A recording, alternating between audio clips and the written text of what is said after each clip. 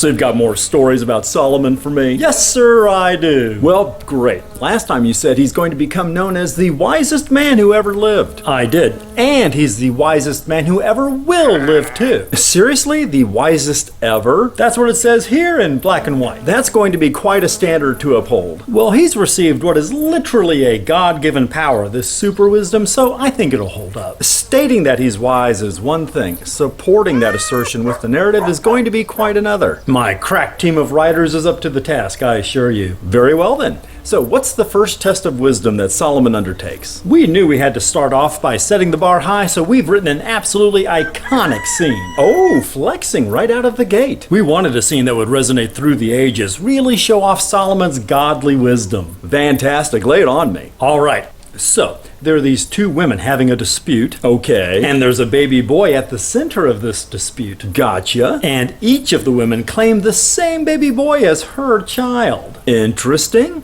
Isn't it going to be hard to prove maternity in these primitive times? I hate it when you do that, but it's going to be super easy, barely an inconvenience. Oh, really? Yep, Solomon's divine wisdom is going to save the day. Wow, he's so good. This is going to be a seminal Bible story. I'll bet you're planning on having the super wise Solomon originate the science of modern forensics.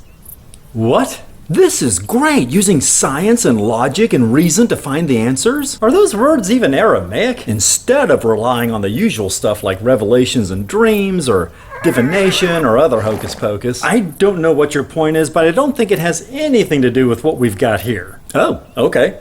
Well, does Solomon ask some probing questions, look for inconsistency in one of the women's stories? Yeah, no, he's not going to do that. Huh. Well, is Solomon going to subpoena witnesses, canvass the neighbors and families of these women? You're messing this up. Well, how can he be sure one of these women is in fact the mother without some proof? I don't understand what you're getting at. What if both of these women are lying? Obviously, stealing babies is a thing. Yeah. So? Whoops. Whoopsie. Well, we're just going to hope that these two women haven't kidnapped this boy from his actual mother. Sounds like a plan to me. Oh, thank God. Now, how does Solomon adjudicate this thing? He tells his guard to cut the baby in two so each woman can have one half of it. Ah, duh. Brilliant. 50-50, right down the middle. Who could argue with that?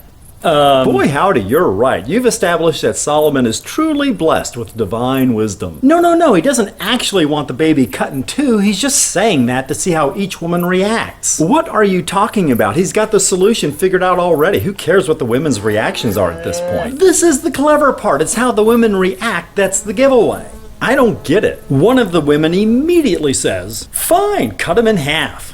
Well, awesome. Sharing is caring. That's not what you're... And what does the other woman say? She's distraught and horrified and says, no, just give the baby to the other woman. Don't kill him. She doesn't even want her half of the baby. Her loss, I guess. You're really not picking up on what's going on here, are you? I'm really not. I'm a product of our backwards barbaric culture, and cutting a baby in half actually sounds to me like a reasonable thing to do, for sure. Oh, thinking that cutting a baby in half is a reasonable thing to do is tight. Hey, that's my line. So now that these women have revealed themselves, Solomon commands that the baby be awarded to the woman who wasn't okay with a human infant being hacked to pieces. Kinda random, but I'll take your word that this was the right thing to do. Yeah. And what's next? Solomon's great building projects. Ooh! Solomon is going to have an absolutely spectacular temple built, as well as a couple of palaces. Oh, sweet. I love a good capital improvement program. What's the temple going to be like? Oh, this one chapter goes into nauseating detail, but the basic dimensions of this thing are 90 feet long by 30 feet wide by 45 feet tall. Oh, not very big then.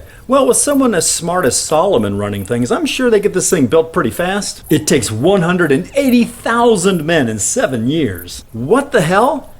My God, were they Union? Pardon me? The Egyptians build gigantic pyramids with a fraction of that labor force. So, this temple is minuscule in comparison. What's your point? Either some hyperbole has crept into this story, or Solomon and his officials are incompetent beyond all human comprehension. He's the wisest human that ever was or ever will be. Sticking to your guns then, eh? Fine. So, Solomon has this darling little temple built. Now, with it being so small and all, you could spin this like Solomon is trying to be prudent with Israel's wealth. How do you mean? You know, keep it small, efficient, Spartan even, just enough to keep Yahweh happy. I don't know about that. So then Solomon could invest the Israelites' remaining wealth wisely, so as to diversify their holdings and strengthen their nation both economically and militarily. Those would be the actions of a wise, prudent, and disciplined leader. Well, there you go. But nah. What? We've got him pimping out the temple to an absolutely ridiculous level of ostentatious gaudiness. The palaces too. Oh, really? Mo deble. It's gonna look like King Midas developed Spider-Man powers and crawled all over everything. Oh, wow, wow, wow.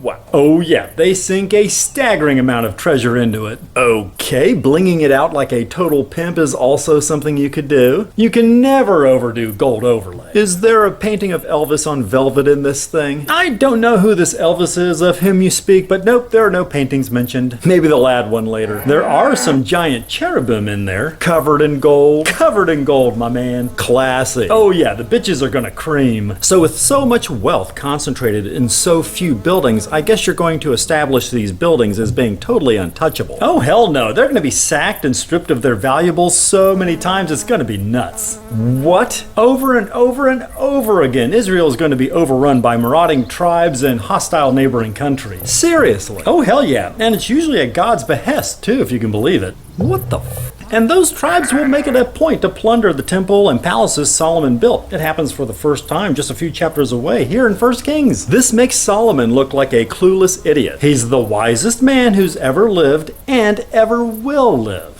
Okay, we can still make this work if we spin Solomon as so trusting in God that it never occurs to him that the temple could be desecrated. As it turns out, we've got Solomon not trusting in God so much. What? Well, we've got his 1,000 wives and concubines getting him to follow Chemosh, Molech, and Ashtoreth, among others.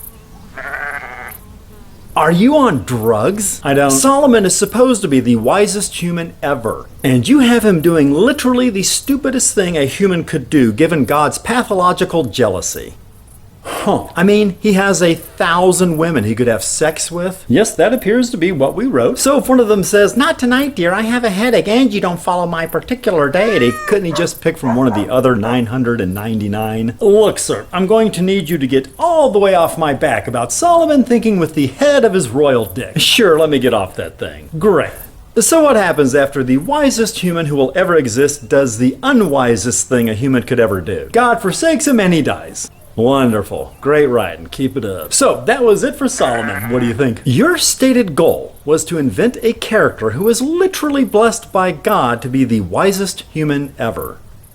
Do you feel like you've stuck the landing here? Well, we did say he's the wisest ever. Solomon may have given a child to someone who wasn't the child's mother, but he squandered Israel's wealth to bling out some buildings just long enough for them to be plundered. They looked nice for a while. And the topper, he followed not one, not two, but 3 detestable foreign gods. Oh, but the nookie was good. You said you were going to describe the wisest man ever. Right. And what you wrote was the stupidest human we've ever seen in the Bible. Well, he's not as stupid as Samson. That's true. I stand corrected. Yes. You're gonna take a victory lap? Maybe later. You just watch. Solomon is going to be celebrated as the wisest man of all time. There is no way.